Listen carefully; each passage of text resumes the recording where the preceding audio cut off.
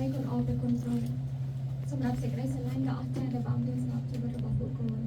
សេចក្តីស្រឡាញ់ដែលព្រះអង្គទ្រង់ជាព្រះបានបង្ហាញមកដល់កូនម្នាក់មិនមែនគ្រាន់តែមានបន្ទូលតែព្រះអង្គបានបង្ហាញសេចក្តីស្រឡាញ់នេះតាមរយៈការសង្កត់ដល់នៅឆ្វេងឆ្កាងការដែលព្រះអង្គទទួលរងភាពអាម៉ាស់ការជឿចាប់ចំពោះអំពើបាបរបស់ពួកកូន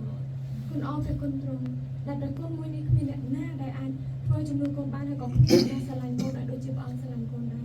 មិនដែរសូមឲ្យបទចម្រៀងដែលពួកកូនកំពុងតែច្រៀងសរសើរក្នុងការព្រះអង្គតែបង្គំព្រះអង្គនោះបានជាមីសេចនៅក្នុងបទចម្រៀងដែលព្រះអង្គចង់មានបន្ទូលទៅកាន់ពួកកូនម្នាក់ៗដែលនៅទីនេះមិនដែរពួកកូនត្រូវការទ្រង់ពួកកូនមិនមែនគ្រាន់តែឈរនៅទីនេះដើម្បីនឹងច្រៀងឲ្យចេញទៅពីមាត់របស់ពួកកូនពីអណ្ដាតរបស់ពួកកូនគ្រាន់តែនិយាយទៅតាមបទចម្រៀងនោះទេប៉ុន្តែគឺជាដួងចិត្តរបស់ពួកកូនដែលពួកកូនស្រែកថាពួកកូនសូមព្រះអង្គធ្វើជាព្រះដែលជាទីពឹងផ្អែកនៃពួកកូន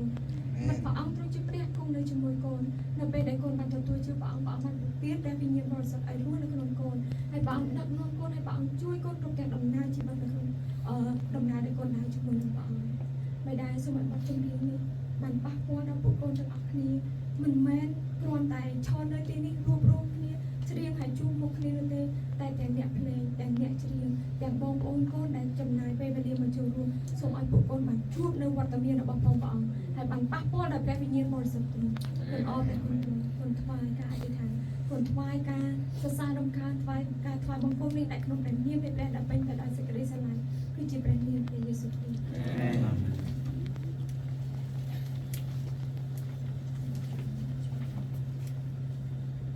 អូខេបងប្អូនទាំងអស់គ្នាអាចនឹងមើល slide បានដើម្បីនឹងយើងរួមគ្នាច្រៀងសរសើរដំណើរព្រះអង្គជាមួយគ្នាហើយសូមឲ្យបទចម្រៀងនេះគឺជាអ្វីដែលបងប្អូនទាំងអស់គ្នាមានតែចេញពីចិត្តរបស់បងប្អូនទៅកាន់ព្រះអង្គទាំងអស់គ្នាហើយសម្រាប់បងប្អូនដែលមិនទាន់បានស្គាល់ព្រះអង្គនៅឡើយសូមឲ្យបទចម្រៀងនេះបានធ្វើការនៅក្នុងចិត្តបងប្អូនទាំងអស់គ្នា